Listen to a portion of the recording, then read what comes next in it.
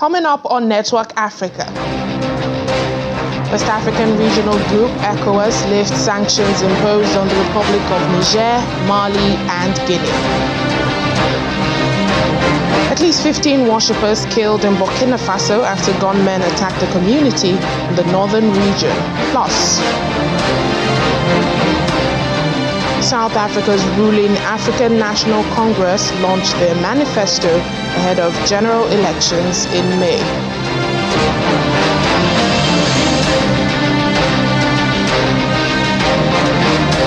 Hello and welcome to the program today. I'm Layo Olarinde. We begin here in West Africa. The Economic Community of West African States has resolved to immediately lift some of the sanctions it imposed on the Republic of Niger, Mali and Guinea after their democratic governments in the countries were overthrown.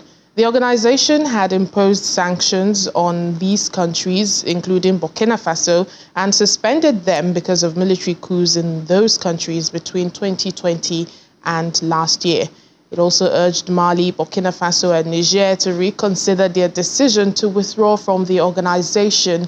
The president of the ECOWAS Commission, Mr. Omar Toure, who announced the resolution following the extraordinary summit on the peace, political and security situation in the ECOWAS sub-region in Abuja, said the decision is based on humanitarian considerations. Well, our State House correspondent who was at the summit has this report. It's the first extraordinary summit of the Economic Community of West African States, Authority of Heads of State and Government, holding in Abuja. It is focused on the peace, political and security situation in the ECOWAS sub-region. In his welcome address, the bloc's chairman, President Bola Tinubu, emphasized the importance of a comprehensive and collaborative approach to addressing pressing security and peace developments, as well as political situations in the republics of Niger, Burkina Faso, Guinea and Mali. Times like this, currently, we face in our sub-region demand that we take difficult but courageous decisions that put the plight of our people at the center of our deliberations. This is why we must re-examine our current approach to the quest for constitutional order in 4 of our member states. He also reaches out to the military leaders in the 4 countries. I therefore urge them to reconsider the decision of these 3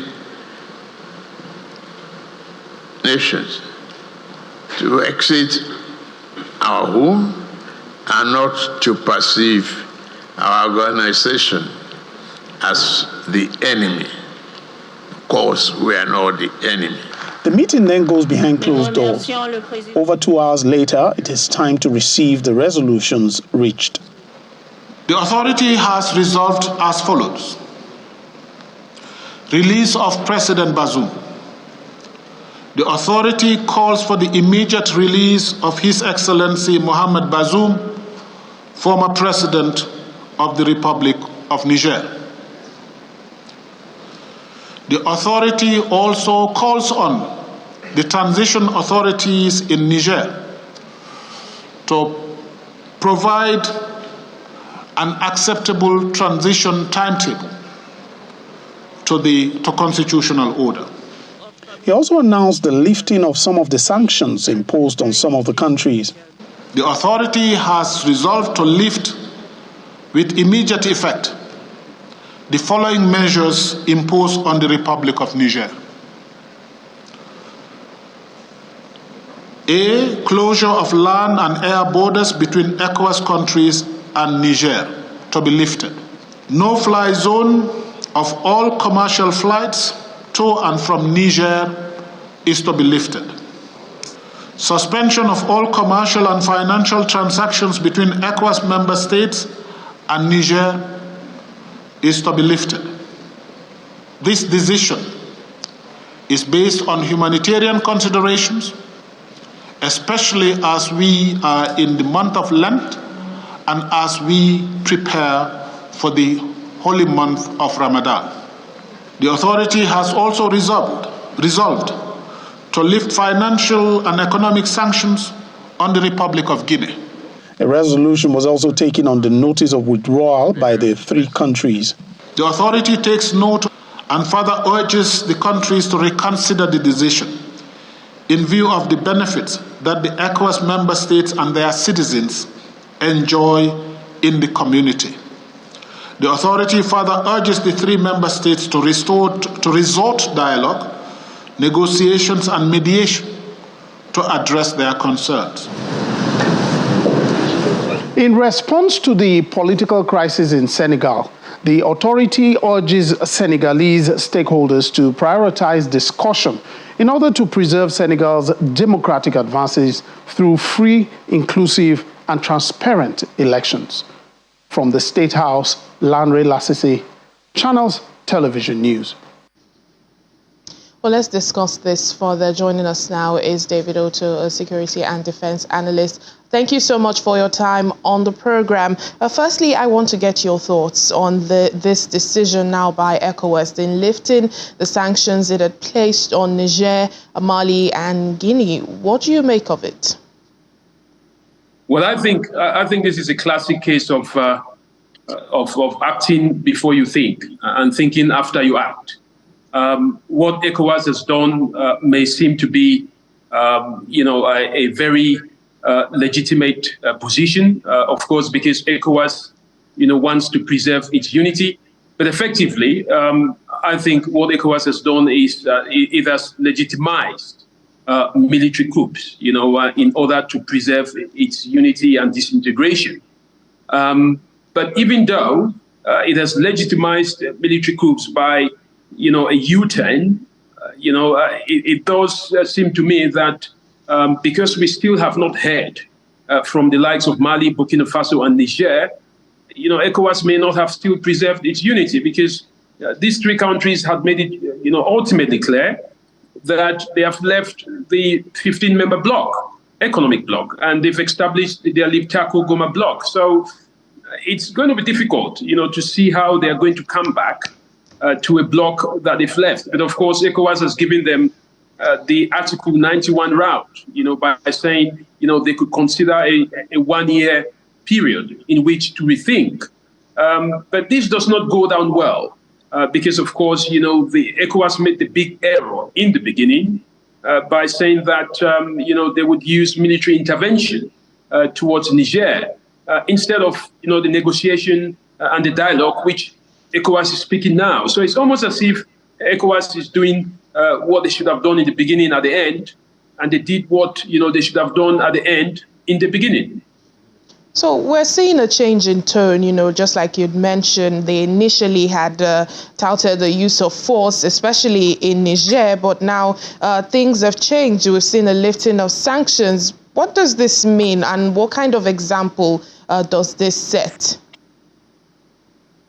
It's a bad precedent. What it literally means is that you will have the military juntas, their presidents, coming to the next ECOWAS technical and security meetings, as it's been clearly stated.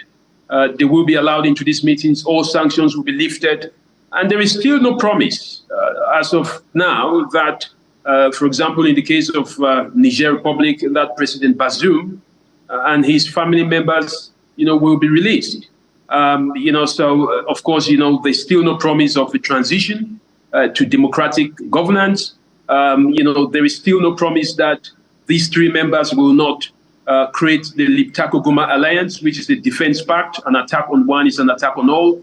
And there's still no guarantee that the juntas will return back to, the ECOWAS that they've left. So ECOWAS has just opened itself up to, what seems to be a very weak position. They have, at this point in time, demonstrated that they are actually begging for these members to come back. Because, of course, the communique states very clearly that the members should reconsider their exit strategy. I mean, they talked about religious reasons, they quoted the length period and the Ramadan period. One would doubt if ECOWAS is a religious economic body or religious body or an economic body. But of course, they talked about the political implications, the socio-economic, the financial, but also the institutional implications. But it's too little, I think, and it's too late. I don't see that, we would see any kind of, if these members come back, in the form in which they are, and I'm talking about the military form, then without any promise of a transition, without any promise of releasing the former President Bazoum in the case of Niger, then, I just think, it's a big weakness. ECOWAS has just opened up itself to legitimizing coups. Anyone could now carry out a coup and simply use this as a precedent and say, well, listen, look at Niger, look at Mali, look at Burkina Faso. They came back, you allow them to come back, you allow them to keep their positions, therefore we can do the same.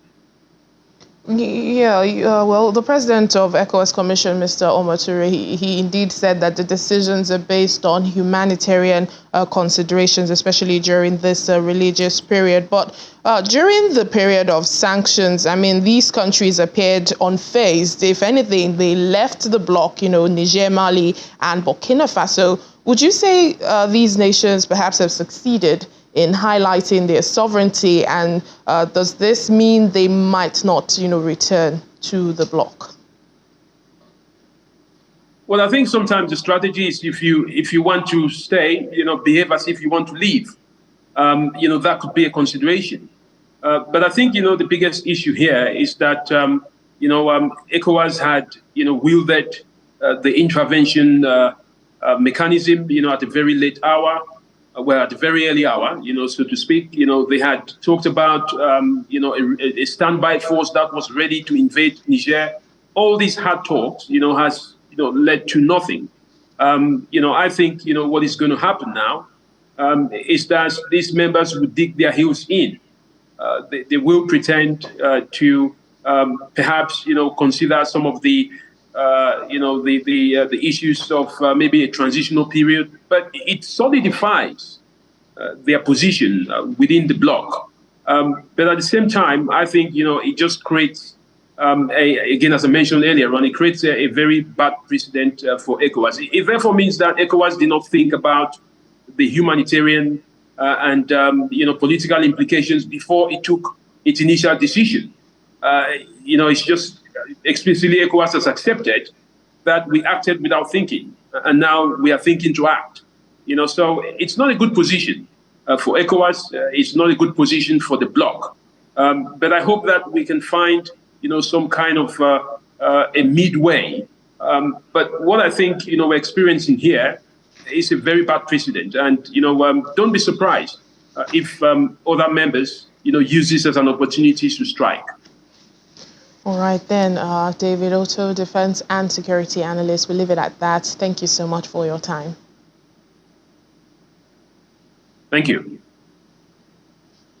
Moving on to other stories, at least 15 Catholic worshippers are said to have been killed in a Burkina Faso village when gunmen attacked a community as they gathered for mass at a church in the country's conflict-hit northern region. Church officials say Sunday's violence was in the village of Esakane, and it was a terrorist attack that left 12 attendees dead at the scene, while 3 others died later as they were being treated for their wounds. According to a statement issued by the Vicar General of the Catholic Diocese of Dori, where the attack happened, 2 others were injured. The shooting took place in a region where armed groups have carried out several attacks, some of which have targeted Christian churches, while others have involved the abduction of clergy. About half of Burkina Faso is outside government control as armed groups have ravaged the country for years. Or fighters have killed thousands and displaced more than 2 million people, further threatening the stability of the country. We have more stories for you on the program, including Namibian President Hage Geingob is laid to rest at the Heroes Acres Cemetery after a state funeral. Please stay with us.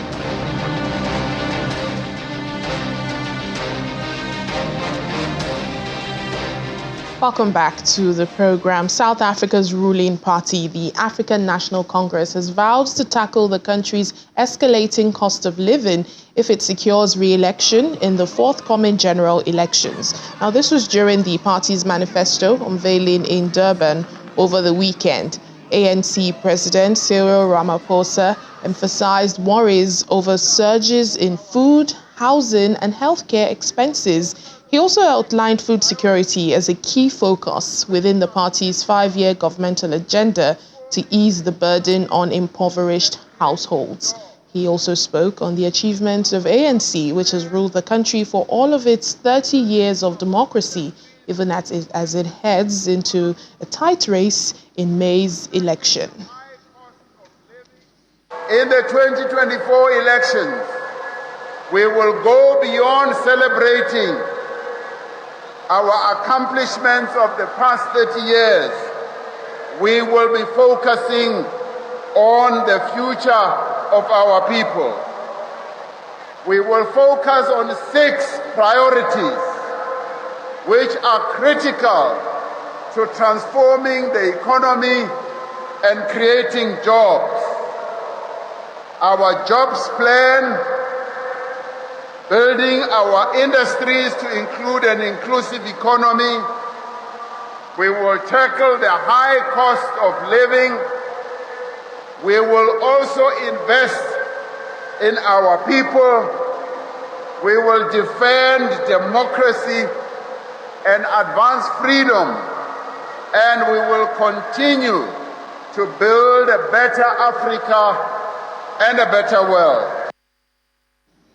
Meanwhile, at least 9 people have lost their lives in a tragic bus accident that occurred in KwaZulu-Natal. Authorities report that the bus overturned near Pietermaritzburg, leaving 70 others with injuries. It's believed that the bus commuters were on their way home after attending the African National Congress ANC event, where it launched the manifesto at the Moses Madiba Stadium in Durban. Well, here is the police spokesperson at Lenda Mate giving more details. And various emergency services are at the scene of a bus accident on the R33 between Vryheid and Pietermaritzburg in KwaZulu-Natal.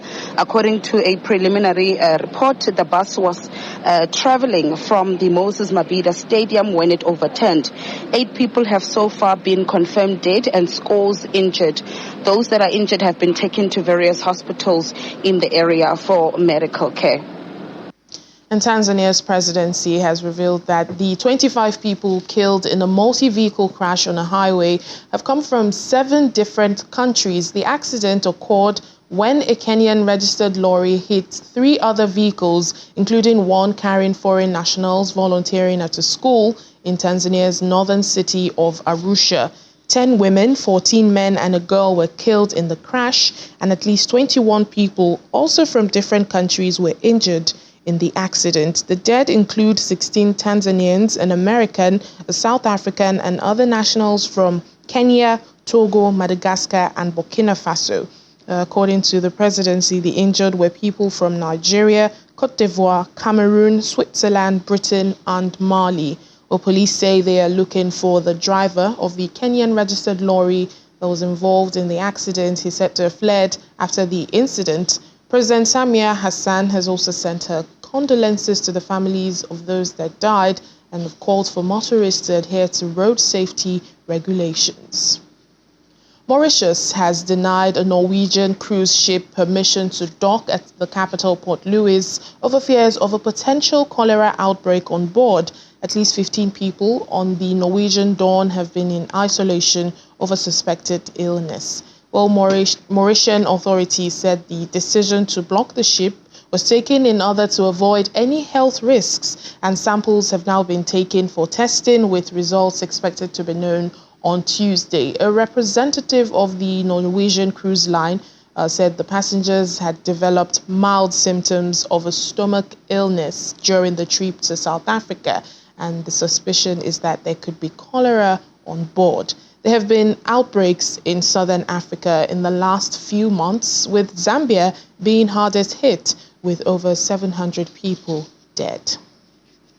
Namibia's President Hage Geingob has been laid to rest in the country's Heroes Acres Cemetery following a state funeral that brought together Namibians from across the political divide. Geingob's widow, Monica Geingos, delivered a message at the memorial service, paying tribute to her husband's rise from humble rural roots to be the nation's leader and a widely respected figure on the African continent. At his funeral, Geingob's coffin was draped in the Namibian flag and was carried in a glass case on the back of a military trailer. The military also gave him a 21-gun salute while K-8 fighter jets flew past. Now, this was the first time Namibia had buried a president since its independence, since its independence from South Africa, then under the white minority rule in 1990. Mr. Geingob's two predecessors attended his burial along with almost 20 heads of state and government. He had died earlier this month at the age of 82 while receiving treatment for cancer. His final resting place will be in one of the 9 mausoleums at Heroes Acre that have been set aside for Namibians who are awarded national hero status. On a brighter note, back here in Nigeria, Jonah Alkali from Bangunju district in Shogom local government area of Gombe State appears to have broken the record for the world's tallest packaged food tower. A graduate of fisheries technology, Jonah is doing a master's degree on social works at the University of Georgia, Athens, USA. His first attempt, sometimes in January, to break the record had failed due to heat, and now it seems his comeback has paid off. I am glad and I'm happy that this thing has failed. So everyone will understand that it's not every day in life that we can actually have what we have. Despite many hurdles and failures that Jonah Al-Khali faced in January, he bravely makes another challenge to beat a food tower record set by Heinz in Dubai in 2019. For this latest attempt, Jonah Al-Khali, a graduate of fisheries technology, moves to Talasi in Balanga local government area of Gombe State.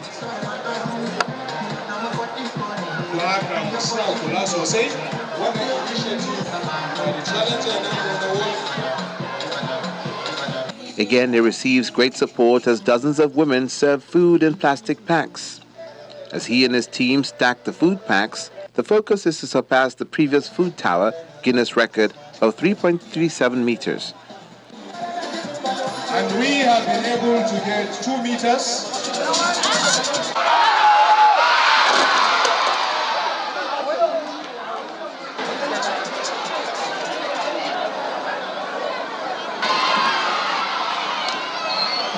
And this time, his attempts holds for the first time required, as a record success of 3.50 meters, breaking the Guinness World Record for the tallest packaged food tower set.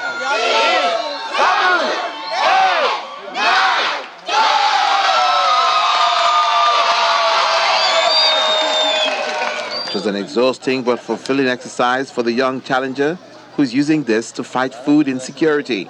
I'm happy that the world is able to understand that there is need for nutrition security today.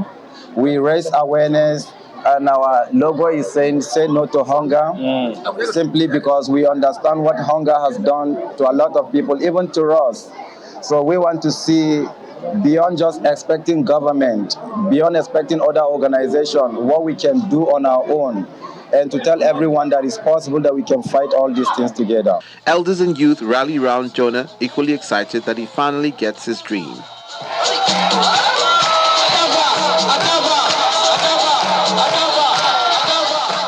He has faced the challenge so courageously, and we are ready and willing to keep on helping him to even to attain higher heights. Usually, with such competitions, there are challenges, but he stood by it, and I'm sure he went through a lot of stress, but he was able to overcome it, and that is why we are all here to support him. We will continue to support our youth till they achieve what they want to achieve in life. So, once again, school kids relish the food and dance to celebrate Jonah's success.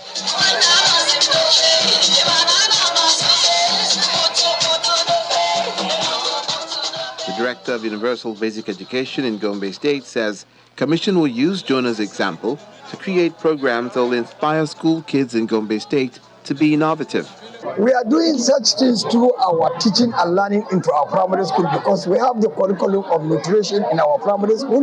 We are going to teach them, and our teachers will go ahead and inculcate this knowledge or this information to our people so that they should learn how they should behave such activity in our primary schools. While waiting for the confirmation of his success by the Guinness World Records, Jonah says he will continue to champion the cause of food security and nutritional needs of children in rural areas. And that's it on the program today. Thank you so much for watching. I'm Layo Olarinde.